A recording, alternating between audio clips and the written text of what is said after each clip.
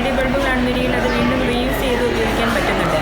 ബാക്കിയുള്ളതാണ് മെരിയിൽ ഭൂമിക്ക് പ്രശ്നം ഉണ്ടാകുന്ന രീതിയിൽ, അതായത് വീണ്ടും ഉപയോഗിക്കാൻ പറ്റാതെ കണ്ട് അത് ഭൂമിയിൽ കിടന്ന് വെള്ളമൊക്കെ കിടന്നിട്ട് അത് ചെടികൾക്കും വെള്ളത്തിനുമൊക്കെ പ്രശ്നമാകുന്ന രീതിയിലേക്ക് അത് മാറുന്നുണ്ട്. അപ്പോൾ അതിൽ നിന്നും എങ്ങനെയെങ്കിലും നമ്മുടെ സമൂഹത്തെ രക്ഷിക്കുക എന്നുള്ള ലക്ഷ്യമുണ്ട്. അത് ഈ LED ബൾബുകൾ പഠിപ്പിക്കുകയും അത് വീട്ടിൽ ഉപയോഗിക്കുകയും മറ്റുള്ളവരോട് അത് പറഞ്ഞു കൊടുക്കുകയൊക്കെ ചെയ്യുന്നതോടുകൂടി അങ്ങനെ ഒരു മാറ്റം ഇവിടെ ഉണ്ടാക്കിയെടുക്കുന്നതിന് സാധിക്കുന്നുണ്ട്. അത് NSS ചെയ്തതെന്ന് പറയുന്നത് NSSൻ്റെ ദത്ത് ഗ്രാമമായ 1-ാം വാർഡ്, ആ വാർഡിലെ ആളുകളെ ഇതിനെക്കുറിച്ച് ബോധവൽക്കരിക്കാനുള്ള ശ്രമമാണ് നമ്മൾ നടത്തിയത്. അതുകൂടാണ്ട് ക്യാമ്പസിൽ ഇത്രയും കുട്ടികൾ അത് പഠിക്കുന്നതോടുകൂടി അവരുടെ വീടുകളിലും അവരുമായി ബന്ധപ്പെടുന്ന സ്ഥലങ്ങളിലുമെല്ലാം അവർ ഇത് പ്രചരിപ്പിക്കും. അതുകൊണ്ടാണ് അവരെ ഒരു ബ്രാൻഡ് അംബാസിഡർമാർ എന്ന രീതിയിൽ നമ്മൾ ഉപയോഗപ്പെടുത്താൻ ശ്രമിക്കുന്നത്. അപ്പോൾ അത്രയും ആളുകളിലേക്ക് ഇത് എത്തിക്കുക എന്നുള്ള നമ്മുടെ ഒരു ദൗത്യമാണ് ഇവിടെ നിർവഹിക്കപ്പെടുന്നത്. സോളാർ ലിറ്ററസി നമ്മൾ പല ലിറ്ററസികളും പറഞ്ഞിട്ടുണ്ട്. കാരണം നമ്മുടെ സമൂഹത്തെ അല്ലെങ്കിൽ എൻവയോൺമെൻറ്റിൻ്റെ പ്രകൃതിയെ നമ്മൾ അറിയുക എന്നുള്ള ഉദ്ദേശമാണ് ഇതിനകത്ത് കൂടുതൽ. ഇതിനകത്ത് നമുക്ക് solar energy, solar LED lamp ഇതാണ് നമുക്ക് അറിയാം. ഇതാണ് ലൈറ്റ് എമിറ്റിംഗ് ഡയോഡ്, അല്ലെങ്കിൽ നമുക്ക് സോളാർ പാനലിൽ ലൈറ്റ് എനർജി നമുക്ക് കിട്ടുന്നു. ലൈറ്റ് എനർജി നമുക്ക് സ്റ്റോർ ചെയ്യാനുള്ള ചാർജ് അതാണ്. ഇതിന് നേരിട്ട് ചാർജ് ചെയ്യില്ല, അതിന് ഒരു PCB കൂടി ചേർത്തിട്ടാണ് അതിൽ കൂടിയാണ് ചാർജിങ് തരുന്നത്. അപ്പോൾ നമുക്ക് പകൽ കിട്ടുന്ന സൂര്യപ്രകാശം ഉപയോഗിച്ച് solar energy, light energy, electrical energy ആയിട്ട് കെമിക്കൽ എനർജി ആയിട്ട് സ്റ്റോർ ചെയ്യുന്നു. Chemical energy light emitting diode വഴിയായിട്ട് നമുക്ക് ഓണാക്കുമ്പോൾ ലൈറ്റ് നമുക്ക് കിട്ടുന്നു. അപ്പോൾ നമുക്ക് ആവശ്യമുള്ള സമയത്ത് നമുക്ക് ഈ ലൈറ്റ് എനർജി നമുക്ക് യൂസ് ചെയ്യാൻ പറ്റും. അപ്പോൾ ഇതിൻ്റെ അസംബ്ലിംഗ് ആൻഡ് പ്രോഗ്രാം ഇത് നമുക്ക് ഏതായാലും നമുക്കറിയാം ലൈറ്റ് എമിറ്റിംഗ് ഡയോഡ്, നമുക്കറിയാം സോളാർ പാനലുകൾ വളരെ നമുക്ക് എഫിഷ്യൻ്റ് ആയിട്ടുള്ള പാനലുകൾ നമുക്ക് ആവശ്യമാണ്. ഇപ്പോൾ നമുക്ക് അറ്റ്ലീസ്റ്റ് നമുക്ക് എഫിഷ്യൻ്റ് ആയിട്ടുള്ള രീതിയിലാണ് ഉണ്ടായിരിക്കുന്നത്. ഇനി കൂടുതൽ എഫിഷ്യൻ്റ് ആയിട്ടുള്ള സോളാർ പാനൽ നമുക്ക് കിട്ടുകയാണെങ്കിൽ കൂടുതൽ എനർജി നമുക്ക് ഉൽപ്പാദിപ്പിക്കാൻ പറ്റും. നമുക്കറിയാം കൊച്ചിൻ എയർപോർട്ടിൽ സോളാർ പാനൽ വെച്ചിട്ടാണ് അവിടുത്തെ എല്ലാ കാര്യങ്ങളും സോളാർ പാനൽ വെച്ചിട്ടാണ് അവിടെ കിട്ടുന്ന എനർജി എന്നാണ് ഉപയോഗിക്കുന്നത്. അപ്പോൾ പുറത്തുനിന്ന് എനർജി ഉപയോഗിക്കണം. ഇവിടെ എനർജി ആവശ്യമില്ല നമുക്ക്. അതേപോലെ നമുക്ക് സെൽഫ് സഫിഷ്യൻസി കൊണ്ടുവരിക. നമ്മൾ വീടുകളിലാണെങ്കിൽ സോളാർ പാനൽ വെക്കണം. ഇവിടെയാണെങ്കിൽ നമുക്ക് അറിയാം 30 കിലോവാട്ടിൻ്റെ എനർജി നമ്മൾ സോളാർ പാനൽ വെച്ചിട്ടുണ്ട്. ആ എനർജിയും കൂടെ നമുക്ക് യൂസ് ചെയ്തിട്ടാണ് ഇലക്ട്രിസിറ്റി ബിൽ. അപ്പോൾ നമ്മുടെ വീട്ടിൽ ആവശ്യമുള്ള എനർജി നമുക്ക് ഉൽപ്പാദിപ്പിക്കുന്നതിന് ആരും തടസ്സമാണോ? നമുക്ക് ഇനീഷ്യലായിട്ട് ഇൻസ്റ്റാൾ ചെയ്യുന്ന സോളാർ പാനൽ ഇൻസ്റ്റാൾ ചെയ്യുന്ന മുടക്ക് ഇടുക. പിന്നെ നമുക്ക് ത്രൂ ഔട്ട് 365 ഡേയ്സും നമുക്ക് ഈ എനർജി നമുക്ക് ഉപയോഗിക്കാൻ പറ്റും. സ്റ്റോറേജ് ചെയ്യാനുള്ള കപ്പാസിറ്റി വേണം. ഇനീഷ്യൽ ഇൻവെസ്റ്റ്മെൻറ്റ് നമുക്ക് ആവശ്യമാണ്. അപ്പോൾ ഇന്ന് നമ്മളിവിടെ പറയുന്നത് ഇത്രയാണ്. നമ്മൾ എങ്ങനെയാണ് solar lamp, LED lamp assemble ചെയ്യുന്നതും എങ്ങനെയാണ് അതിൻ്റെ പ്രവർത്തനങ്ങളെക്കുറിച്ച് പറയാൻ വേണ്ടിയാണ് ഇന്നിവിടെ കൂടിയിരിക്കുന്നത്. ഇതിനൊരു പ്രത്യേകതയുണ്ട്. നമുക്കറിയാം ഈ സോളാർ പാനൽ എൻവയോൺമെൻറ്റായിട്ട് കൺഫോർട്ടാണ്, എൻവയോൺമെൻറ്റ് ഉപദ്രവിക്കുന്നില്ല. എന്തിനാണ് ഈ ഒരു പ്രോഗ്രാം ഇനീഷ്യേറ്റ് ചെയ്ത് IIT മുംബൈ എടുക്കുന്നത്? നമുക്കറിയാം ഗാന്ധിജിയുടെ പ്ലജായ നോൺ വയലൻസ് എന്നുള്ള സ്ലോഗനാണ് എടുക്കുന്നത്. Non violence to environment. എന്തുകൊണ്ടാണ് അത് പറയേണ്ടി വരുന്നത്? നമുക്കറിയാം നമ്മൾ പ്രകൃതിയെ വളരെ ചൂഷണം ചെയ്യുന്നു കഴിഞ്ഞാൽ നമുക്ക് ഫോസിൽ ഫ്യൂവൽ, പെട്രോളായിട്ടും ക്രൂഡ് ഓയിലായിട്ടും ഓരോ രാജ്യക്കാരും എടുക്കുന്നു. പ്രകൃതിയിലുള്ള എല്ലാ സമ്പത്തുകളും ചൂഷണം ചെയ്ത് ഇനി ഒരു കാലഘട്ടം കഴിഞ്ഞാൽ പിന്നെ ഒന്നും ഇല്ലാത്ത അവസ്ഥയിലേക്ക് മാറുന്ന ഒരു അന്തരീക്ഷമാണ് വരുന്നത്. സൂര്യനിൽ നിന്ന് കിട്ടുന്ന എനർജി കംഫർട്ടായിട്ടുള്ള രീതി ഇഷ്ടംപോലെ നമുക്ക് എനർജി കിട്ടുന്ന ആ എനർജി നമ്മൾ യൂസ് ചെയ്യുക. ആ എനർജി വെച്ച് നമ്മൾ ചാർജ് ചെയ്യുക. ആ ചാർജ് നമുക്ക് LED ലാമ്പ്. ഇതിനകത്ത് നമുക്കറിയാം സോളാർ പാനൽ വലുതാണെങ്കിൽ ഇതിൻ്റെ ഇരട്ടിയാണെങ്കിൽ കൂടുതൽ എനർജി സ്റ്റോർ ചെയ്യാൻ പറ്റും. ഇതിൻ്റെ 4 ഇരട്ടിയാണ് കൂടുതൽ എനർജി. അപ്പോൾ ബാറ്ററിയുടെ സൈസ് നമുക്ക് കൂട്ടണം, സ്റ്റോർ ചെയ്യാനുള്ള കപ്പാസിറ്റി കൂട്ടണം. അപ്പോൾ ഇതിൻ്റെ സോളാർ പാനൽ സൈസ് കൂടുന്നതിനനുസരിച്ച് നമുക്ക് ബാറ്ററിയുടെ സൈസ് കൂട്ടണം. അതുപോലെ ഈ PCBയിൽ ഹോൾഡ് ചെയ്യാനുള്ള അതിൽ കൂടെ കറണ്ട് കടത്തിവിടാനുള്ള സംവിധാനങ്ങൾ കൂടുതലായിട്ടുള്ള വേണം. അപ്പോൾ നമുക്ക് എത്ര വലിയ പാനൽ വയ്ക്കുകയാണെങ്കിലും ഇതിൻ്റെ ഒരു വലിയൊരു മാഗ്നിഫിക്കേഷൻ മാത്രമേ ഉള്ളൂ. പ്രകൃതിയെ ചൂഷണം ചെയ്യാതെ നമ്മൾ കംഫർട്ട് ഇത് ഉപയോഗിക്കുന്നതുകൊണ്ട് നമുക്ക് ഒരു ദോഷവും നമുക്ക് പ്രകൃതിക്കില്ല. ഇതെല്ലാം നമുക്ക് എൻവയോൺമെൻറ്റ് കംഫർട്ടാണ്. നേരെ മറിച്ച് നമുക്ക് ലൈറ്റോ ട്യൂബോ ഒക്കെ വരാണ്, അതിനകത്ത് മെർക്കുറി അംശമുണ്ട്. അത് ലൈറ്റ് ട്യൂബൊക്കെ കേടായി പോയി കഴിഞ്ഞാൽ അത് പ്രകൃതി നമുക്ക് പൊട്ടിച്ച് കളയുമ്പോൾ അതിനകത്ത് ഫോസ്ഫറസ് ആയിട്ടുള്ള ലെഡിൻ്റെ കമ്പോണൻറ്റ്, ആ കണ്ടൻറ്റ് പ്രകൃതിയിലേക്ക് പോകണം. അത് മണ്ണിലേക്ക് വരുന്നത്. മണ്ണിൽ നിന്ന് നമ്മൾ ചെടികളും പഴങ്ങളായിട്ട് അത് നമ്മൾ പിന്നെയും കൺസ്യൂം ചെയ്യും. അപ്പോൾ ആർക്കാണ് ദോഷം? നമുക്ക് തന്നെയാണ്. അപ്പോൾ അത് എൻവയോൺമെൻറ്റ് പ്രൊട്ടക്റ്റ് ചെയ്യുക എന്നുള്ളതാണ് ഉദ്ദേശം. നമുക്ക് ആ ലൈറ്റ് ബൾബുകളെല്ലാം ഒഴിവാക്കി LED ലാമ്പ് വാങ്ങിച്ചു, കേടായപ്പോൾ എന്ത് ചെയ്യും? അത് ഉപേക്ഷിക്കും. അപ്പോൾ അതല്ല ഉദ്ദേശം. നമ്മൾ ആ സോളാർ ലിറ്ററസി പ്രകാരം എങ്ങനെയാണ് കൺസ്ട്രക്ട് ചെയ്യുന്നത്, ഇതിനകത്ത് എന്താണ് ഉള്ളതെന്ന് അറിഞ്ഞാൽ മാത്രമേ അതിനകത്ത് എന്താ. ഇപ്പോൾ ലാമ്പ് LED ലാമ്പ് ബൾബ് കേടായി, ഇത് കേടായി കഴിഞ്ഞാൽ ഇതിന് പകരം LED തന്നു കഴിഞ്ഞാൽ നിങ്ങൾക്ക് അത് കണക്ട് ചെയ്യാൻ പറ്റും, ശരിയല്ലേ? അപ്പോൾ അങ്ങനെ നമുക്ക് ഇതിന് സോളാർ ലിറ്ററസി നമ്മൾ പഠിപ്പിക്കുക എന്നുള്ള ഉദ്ദേശമാണ് നമുക്കിതിന്. കഴിഞ്ഞ ഒക്ടോബർ 2-ാം തീയതി ഞങ്ങളിവിടെ നമുക്കറിയാം ഗാന്ധിജിയുടെ 150ാമത്തെ ജന്മവാർഷികമായിരുന്നു. അതിനോടനുബന്ധിച്ച് IIT ബോംബെ അതുപോലെ ഇന്ത്യൻ ഗവൺമെൻറ്റും കൂടെ കൂടി ചേർന്നിട്ട് നമ്മൾ സോളാർ ലാമ്പ് ഒരു അസംബ്ലിങ് ചെയ്തിട്ടുണ്ടായിരുന്നു.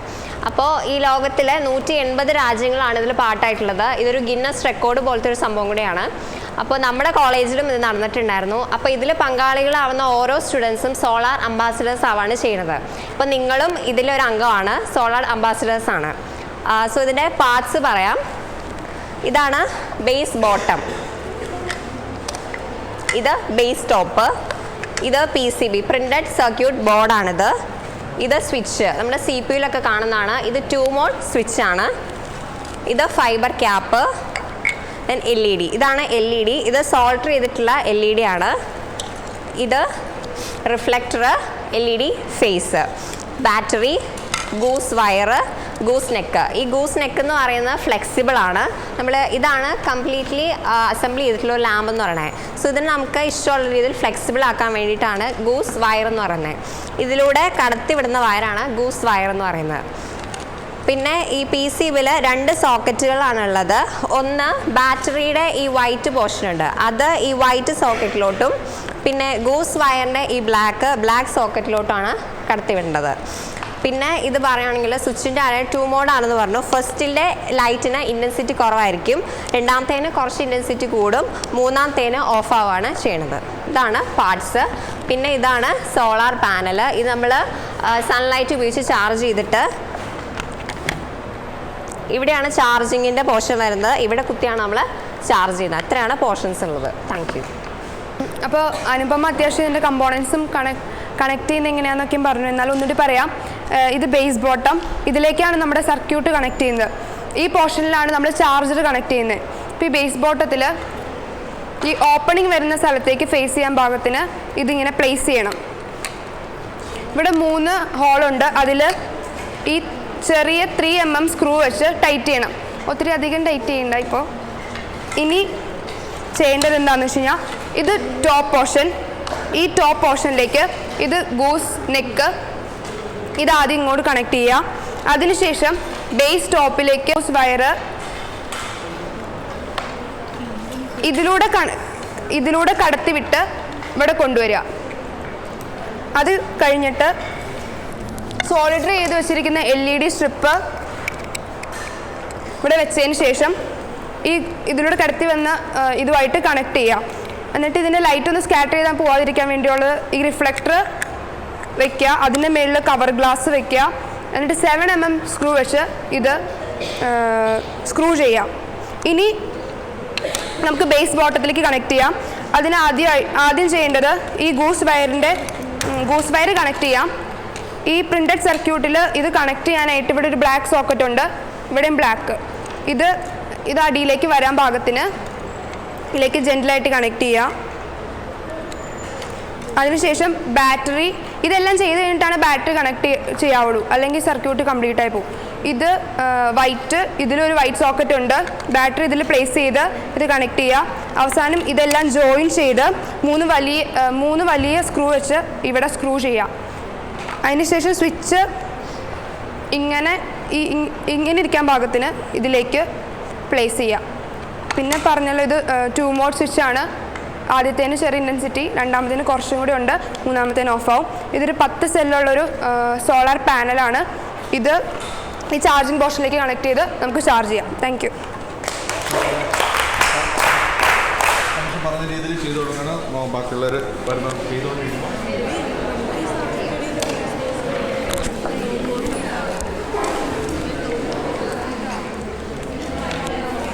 ഇന്നത്തെ 21st സെഞ്ച്വറി ആവശ്യപ്പെടുന്നത് റിന്യൂവബിൾ എനർജിയുടെ ഒരു കാലഘട്ടമാണ്.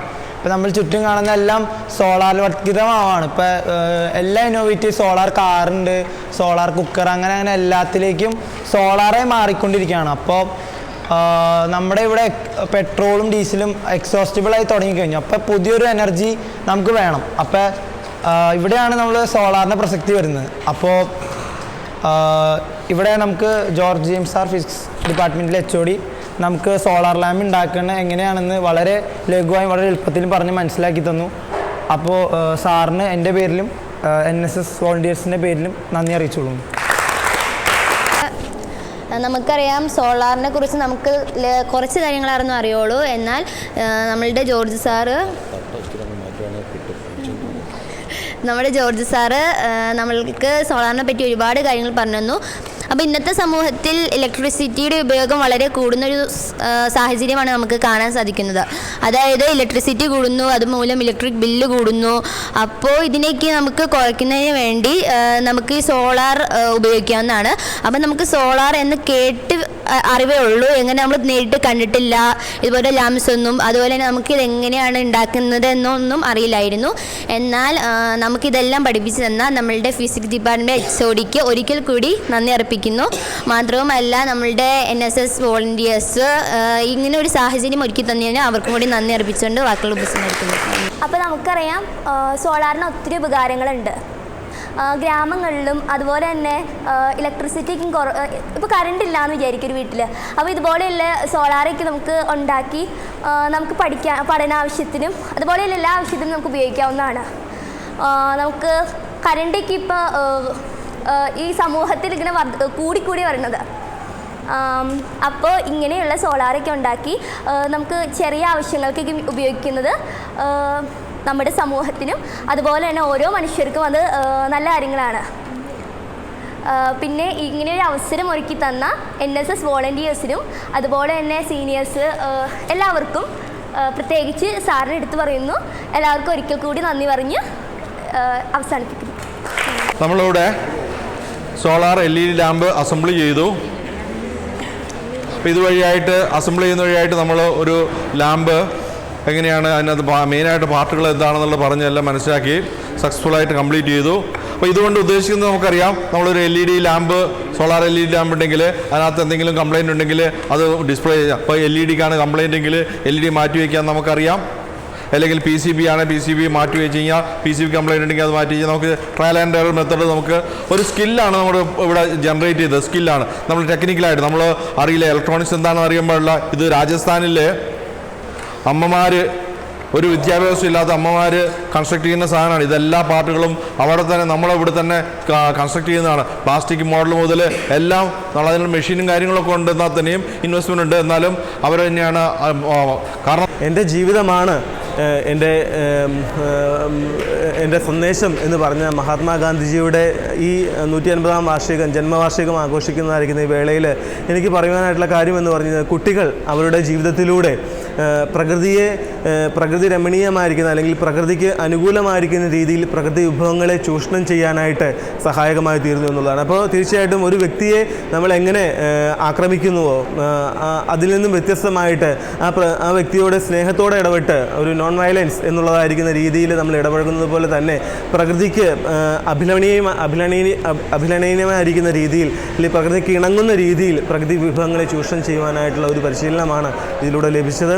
തീർച്ചയായിട്ടും കുട്ടികൾക്ക് മഹാത്മാവിൻ്റെ സന്ദേശം ഇതിലൂടെ ഉൾക്കൊള്ളുവാനായിട്ട് കഴിഞ്ഞു. പ്രകൃതിയോടിണങ്ങി ജീവിക്കുവാനായിട്ടുള്ള പ്രകൃതി വിഭവങ്ങളെ ചൂഷണം ചെയ്യുവാനായിട്ടുള്ള ഒരു പരിശീലനം ലഭിച്ചു എന്നുള്ളത് തികച്ചും ചാരിതാർത്ഥ്യം നൽകുന്നതായിരിക്കുന്ന ഒരു കാര്യമാണ്.